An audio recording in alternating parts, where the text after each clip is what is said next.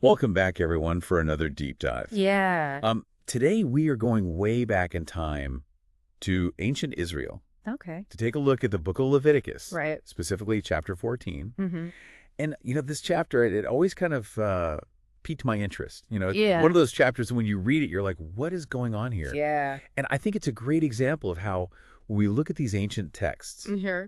it can be really easy to kind of dismiss them Yeah. as just weird or, Right. outdated or Yeah. just kind of like, that's interesting, Mm-hmm. but I don't really relate to that. Right. But I think there's a lot more to it than meets the eye. Absolutely. And today we're going to be joined by Yes. our expert to Hi. help us unpack this chapter. I'm excited. And specifically, we're going to be looking at the concept of ritual purity, Yes. and particularly as it relates to cleansing.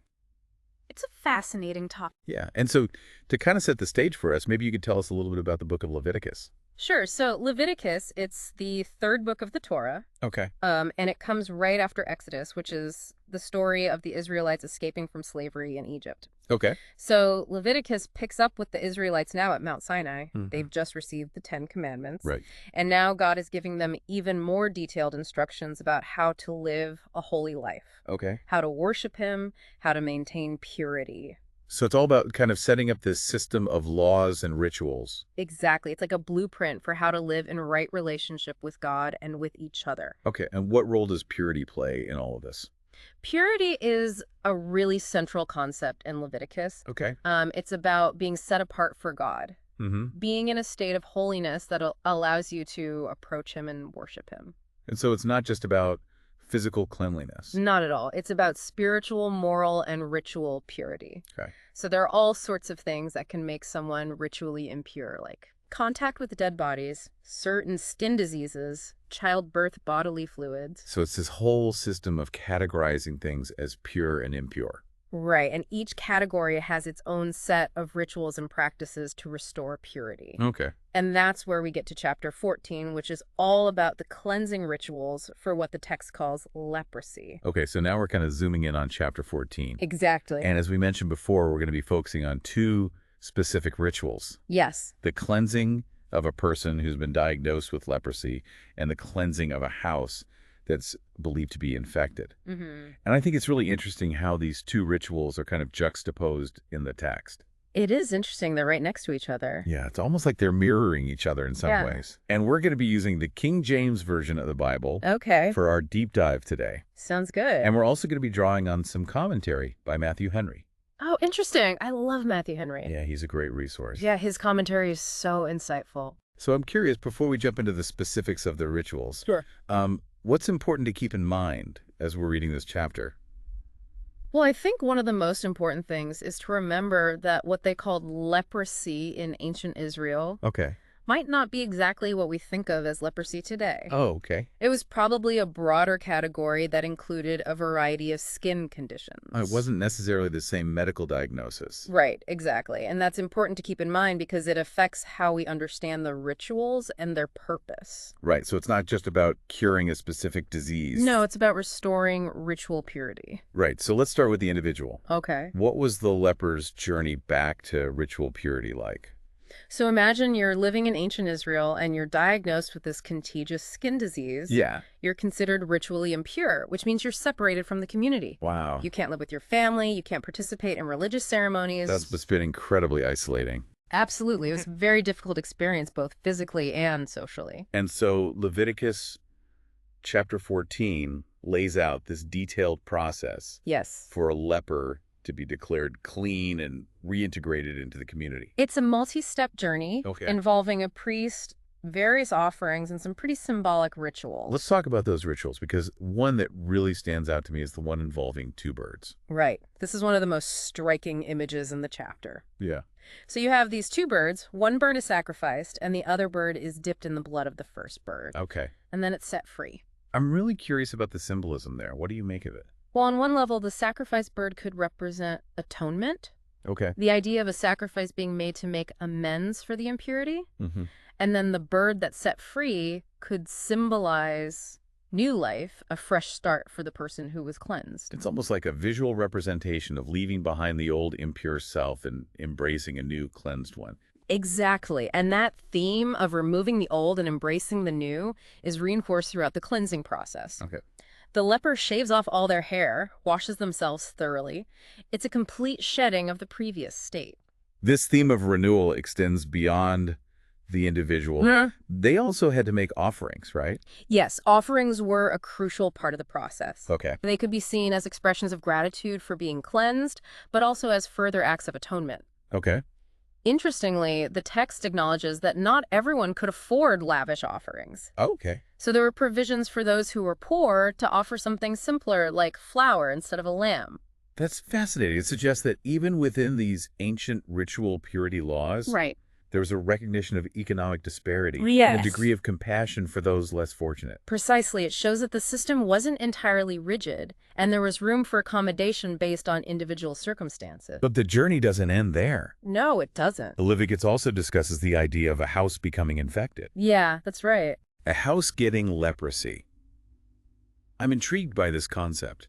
Was this actually the same disease as what individuals suffered from? It's unlikely they were talking about the same medical condition the text describes, this plague appearing on the walls of a house, Okay. which might be mildew or some other issue. So how did they approach this house leprosy? Did they have a cleansing ritual for that as well? They did, and just like with the individual cleansing, it involved a careful inspection by a priest. Okay. If he suspected a problem, the house was quarantined. They would even remove infected stones to try to contain the spread.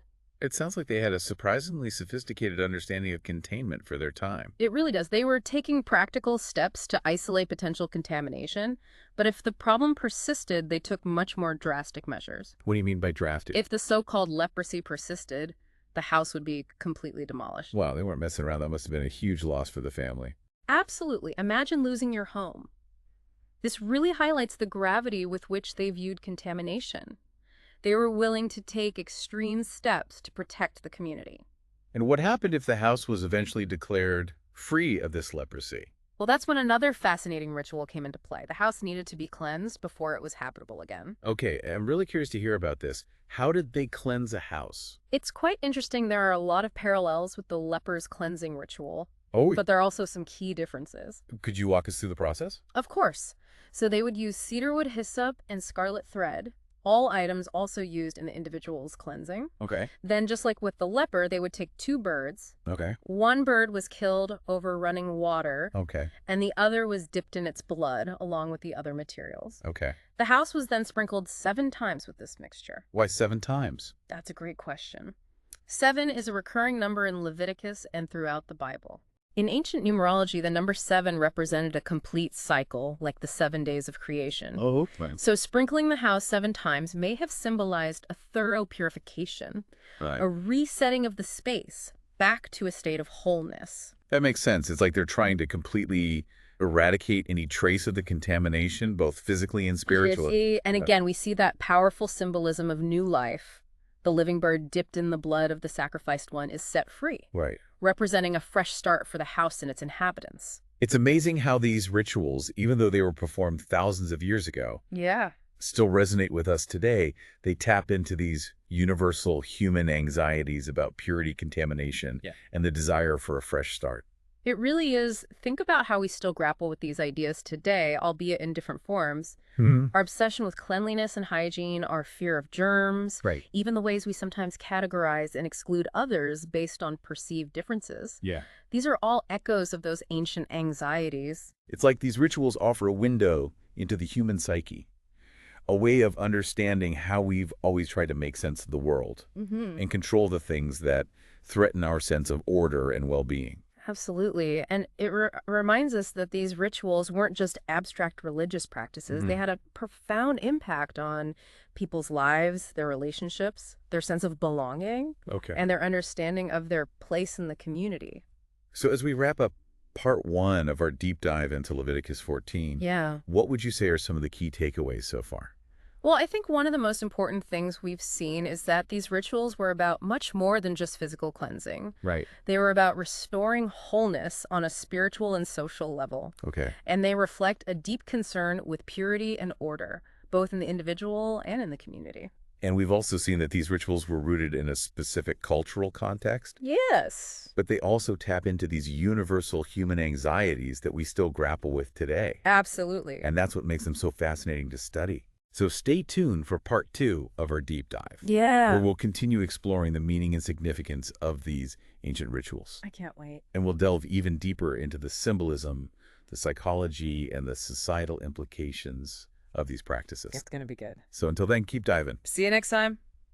Welcome back to our deep dive into Leviticus Chapter 14, Yeah. where we're exploring these fascinating rituals of cleansing. Right. And, the last part we talked a lot about, the symbolism and kind of the societal implications of these rituals. Right. But I'm also really curious about the impact on the individual. Sure. Like, what would it have actually felt like Yeah. to go through these experiences? That's a really interesting question to think about. Yeah. Imagine, for example, the leper who had been isolated, cut off from everyone they knew, to finally be declared clean, to be able to return to their family and community. Right. That must have been an incredibly emotional experience. Yeah, I bet there was a huge sense of relief, Absolutely. maybe even joy, like they were given a second chance at life. Yeah, a fresh start. Exactly. Yeah.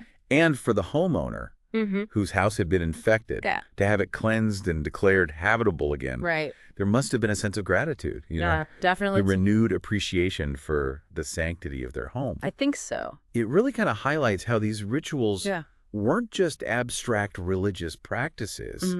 They were deeply personal experiences Absolutely. that shaped people's lives in profound ways. They were woven into the fabric of their society, Right. shaping their understanding of health, community, and even their relationship with the divine.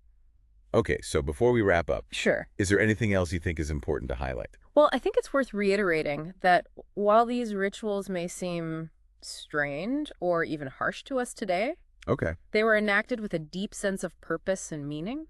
Right. They were about protecting the community, maintaining order, and ultimately seeking wholeness. And I think that's something that we can all relate to, Absolutely. even today. Yeah. So as we continue our deep dives on the next part, Yeah. what are some of the things you're most looking forward to exploring? Well, I'm really interested in digging deeper into the symbolism of these rituals Okay. and how they connect to broader themes in the Bible. I think there's a lot we can learn about ancient Israelite culture and theology Right. by paying close attention to the details of these practices. And I'm also curious to see how these rituals might inform our understanding of contemporary issues, Oh, that's a great point. like social justice, healthcare, and environmental ethics. Yeah, So stay tuned for part 3 of our deep dive, I can't wait. where we'll continue to uncover the layers of meaning in Leviticus chapter 14. It's going to be good. Welcome back to our deep dive on Leviticus chapter 14. It's been a fascinating journey. It really has. And, as we wrap up our exploration today, Okay. I wanted to kind of take a step back for a moment and think about, the broader implications of what we've been discussing. Yeah, that's a good idea. We've talked a lot about these rituals Right. in their ancient context, Mm-hmm.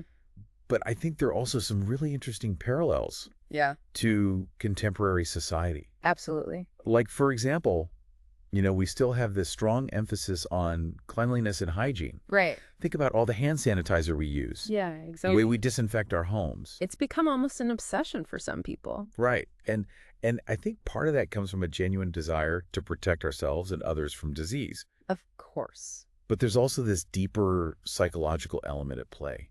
Yeah, I think This so. need to control our environment, to create order out of chaos. And to feel safe. Exactly. And I Yeah. think we can see echoes of that in these ancient rituals. I agree. The idea of separating the pure from the impure, Yeah. of going through these elaborate cleansing processes. Right. It's all about trying to establish boundaries, Oh. to create a sense of security and stability in a world that can often feel unpredictable and dangerous. And it's not just about physical cleanliness either. Right. We also see this impulse to purify ourselves in other ways, Oh, okay. like morally or spiritually. We have these ideas about what's right and wrong. What's acceptable and unacceptable. And we often engage in rituals or practices to Right. cleanse ourselves of guilt or shame. So it's like these ancient rituals are still relevant today. I think so. They offer us a window into the human psyche. and help us understand our own anxieties and desires. Yeah, and I think they also challenge us to think critically about how we draw those lines between purity and impurity. Right. Who gets to decide what's clean and unclean? Right. And how those categories can be used to include or exclude certain people. So it's not just a historical curiosity. It's a topic with real social and ethical implications. Absolutely. And I think that's what makes it so fascinating to explore. Well, I want to thank you for joining us today It's been a pleasure. for this deep dive into Leviticus chapter 14. My pleasure. It's been a really enlightening conversation. Yeah, I've enjoyed it. And to our listeners out there, Yes? we encourage you to keep diving Yeah. into these ancient texts. You know, there's so much to discover Absolutely. and so much that can still speak to us today. I think so. So until next time, keep exploring and keep diving. See you next time.